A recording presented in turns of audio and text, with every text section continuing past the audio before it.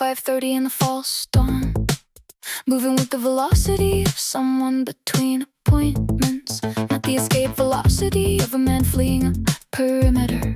The watcher car was dusty tan this time, idling at the crosswalk. He took the first left off the arterial and the phone.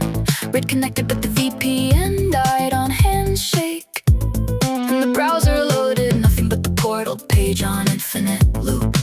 He swapped the SIM, he power cycled. He cut the pattern in 3 tries. Not DNS, not cell tower, not endpoint.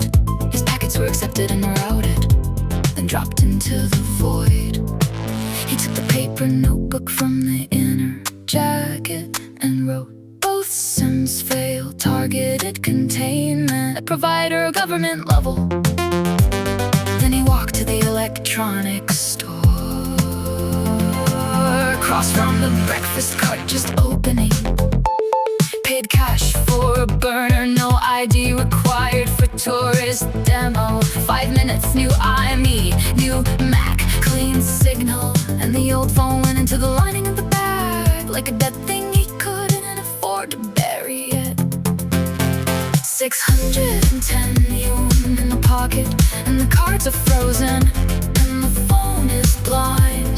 The world doesn't fight, it narrows. Every door still opens, but the room behind gets smaller every time you step inside. 610 and counting down. The airport, the metro, the burner, the vendor, the system permits the route. It just makes sure the route is the only one you'll find. 610, and everyone is a decision with no undo.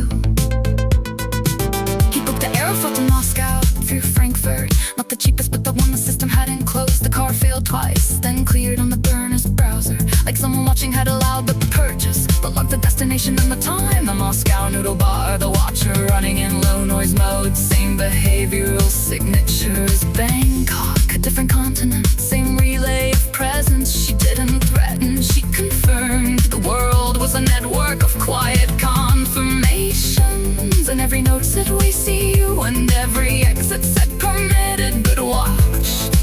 And in the back, wrapped in a sock, the keyboard switches he promised Charles. Cherry MX blues, the ones that click, the ones you can hear from the other room. He bought them before the phone went dark, before the cards went cold, before the world started narrowing. And he kept them because the promise to his son was the one protocol that outranks survival. 610 yuan in the pocket, and the cards are frozen, and the phone is blind. The world doesn't fight, it narrows. Every door still opens, but the room behind gets smaller every time you step inside. 610 and counting down. And in the lining of the bag, next to the dead phone in the bag of the SIM, a pair of keyboard switches wrapped in a sock, because the boy asked and the father said yes, and the yes is the one thing the system cannot route around.